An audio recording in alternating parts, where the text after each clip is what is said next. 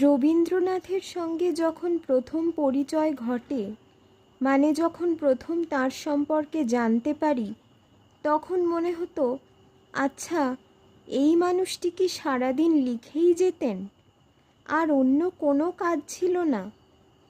তা না হলে যত বড় কবি বা লেখকই হন, কম করে ৩,০০০ গান, রাশি রাশি কবিতা, গল্প, নাটক, প্রবন্ধ, উপন্যাস, চিঠিপত্র, ছবি আঁকা কি করে সম্ভব হলো? আচ্ছা, উনি কি সারাদিন একটা ঘরে শুধু খাতা কলম নিয়েই বসে থাকতেন? আর সর্বোপরি এত কাগজের যোগান দিত কে? কেননা এই হারে লিখতে থাকলে মাসে কতগুলো করে লেখার খাতা লাগতো। আর যদি সেই খাতা থেকে হঠাৎ একটা দুটো কাগজ ফস করে ছিঁড়ে পড়ে মাটিতে গড়াগড়িও খায়, তবে তার হদিশ রাখে কার সাধ্যি? কিন্তু যে প্রশ্নটার উত্তর এতদিন সন্ধান করেছি তা এখন পাই, সেই তার প্রতিদিনের লেখার খতিয়ান। রবীন্দ্রনাথের ভোর ভোর ওঠার অভ্যেস ছিল। ব্রহ্ম মুহূর্তে, অর্থাৎ রাত ৩টে থেকে ভোর ৫টার মধ্যেই তিনি ঘুম থেকে উঠে পড়তেন। কখনো বা জেগেও থাকতেন সেই সময় তিনি লেখালেখি করতেন, কারণ এই সময় প্রকৃতি সব থেকে নিস্পন্দ, নিঝুম থাকে। কিন্তু কোলাহলের মধ্যেও তার লেখা আসতো।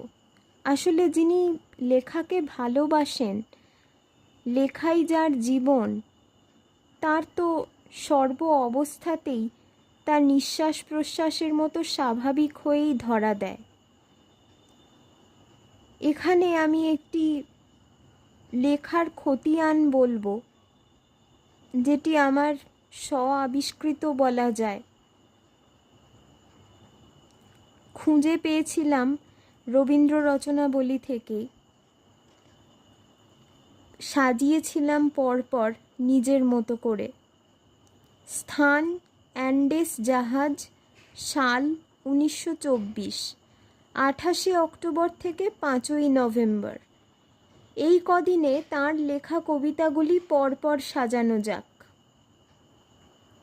দোসর আমার দোসর ওগো, কোথা থেকে কোন শিশুকাল হতে আমায় গেলে ডেকে, তাই তো আমি চিরজনম একলা থাকি, সকল বাঁধন টুটল আমার, একটি কেবল রইল বাকি।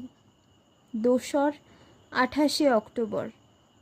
এই কবিতার শেষ স্তবকে লিখেছেন, দোসর ওগো দোসর আমার, দাও না দেখা, সময় হলো একার সঙ্গে মিলুক একা।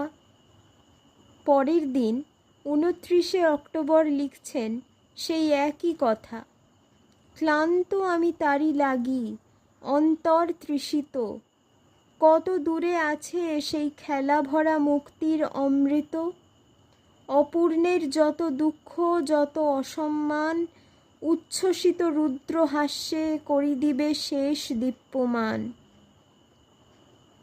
কবিতার শেষে লেখা, ইকুয়েটর পার হয়ে আজ দক্ষিণ মেরুর মুখে। হ্যাঁ, ইকুয়েটর হয়তো পেরিয়েছেন, তবু ভারাক্রান্ত মনের বোঝা তখনও বহন করছেন।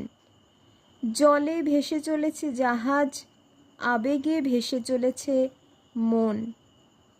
জাহাজে চলতে চলতেও তিনি লিখে চলেছেন ৩০শে অক্টোবর। একটার পর একটা প্রশ্ন, অশান্ত বিক্ষিপ্ত মন, তার খেদোক্তি। সন্ধ্যা মম, কোন কথাটি প্রাণের কথা তব, আমার গানে বলো কি আমি কব, দিনের শেষে যে ফুল পড়ে ঝরে, তাহারই শেষ নিঃশ্বাসে কি বাঁশিটি নেব ভরে, অথবা বসে বাঁধিব সুর, যে তারা ওঠে রাতে, তাহারই মহিমাতে। সন্ধ্যা মম, যে পার হতে ভাসিল মোর তরি, গাব কি আজ বিদায় গান ওরই, অথবা সেই অদেখা দূর পারে প্রাণের চিরদিনের আশা পাঠাবো অজানারে। এরপর 1, 2, 3 নভেম্বর যথাক্রমে লিখেছেন, ফিরে যাবার সময় হলো তাই তো চেয়ে রই, আমার তারা কই, সুর ঘুমালো নীরব নীড়ে, গান হলো মোর সারা, কোন আকাশে আমার আপন তারা। সঙ্গীহীন এ জীবন হয়েছে শ্রীহীন, সব মানি সবচেয়ে মানি তুমি ছিলে একদিন।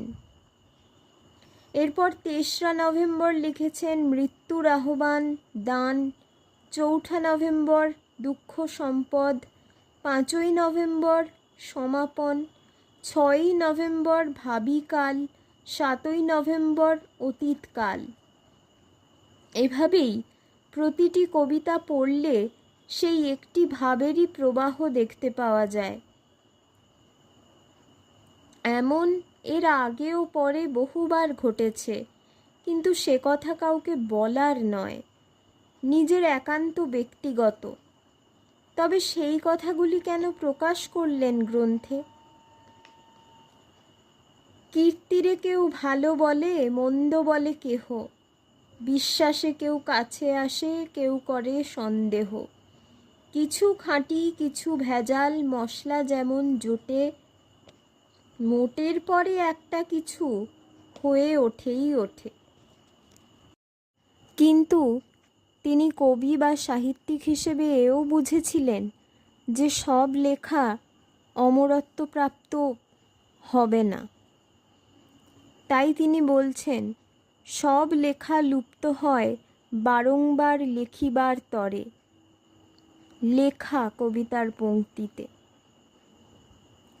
আবার বলছেন, মূর্তি গড়ে যেমন আমরা ভাসিয়ে দিতে বাধ্য হই একসময়, সেরকম যে মাটির মূর্তি ভাসিয়ে দেওয়া হবে নদীর জলে, গঙ্গার জলে, সেই গঙ্গার পলি জমে জমেই আবার নতুন করে মূর্তি গড়ে উঠবে। কি অসাধারণ একটি অনুভব! সব লেখা লুপ্ত হয় বারংবার লিখিবার তরে। রবীন্দ্রনাথের লেখার রুটিন সেই অর্থে তিনি কোথাও প্রকাশ করে যাননি, তবে তার একনিষ্ঠ সাধনা যে ছিল তার পরিচয় আমরা পেয়েই থাকি। তিনি কখনো কখনো বলতেন, মাঝে মাঝে 2 হাতে লিখতে ইচ্ছে করে। হ্যাঁ, তখন হয়তো টাইপরাইটারের যুগ ছিল না বা কম্পিউটার কিবোর্ডের, তাহলে 2 হাতেই লিখতে পারতেন তিনি। কিন্তু 1 হাতে কলম ধরে তিনি যা লিখে গেছেন, যে বিপুল পরিমাণ সাহিত্য সৃষ্টি করে গেছেন, তা আমাদের এক জন্মেও বোধহয় পড়ে শেষ হবে না। পড়তে পারলেও তার অর্থ উপলব্ধি করতে পারবো না। তবু চেষ্টা করতে ক্ষতি কী? আজকের গল্প এইটুকুই। আগামী দিনে আপনাদের পছন্দ মতো কোনো টপিক থাকলে আমাকে সাজেস্ট করবেন, সেই মতো আবার নতুন একটা পথ চলায় এগোবো। ততক্ষণ পর্যন্ত সঙ্গে থাকবেন, ভালো থাকবেন। ধন্যবাদ।